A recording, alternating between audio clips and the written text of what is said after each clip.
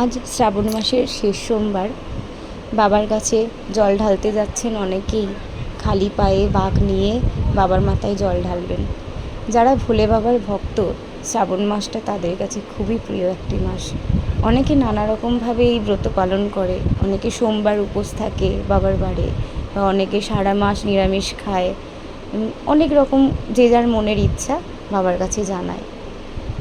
এই দেখুন, সারি সারি করে ভক্তরা চলেছে বাবার মাথায় জল ঢালতে।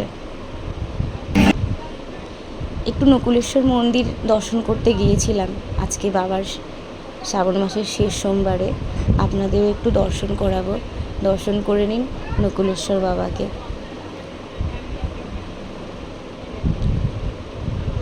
এই দেখুন, দেখি দর্শন করে ছেড়ে দেব।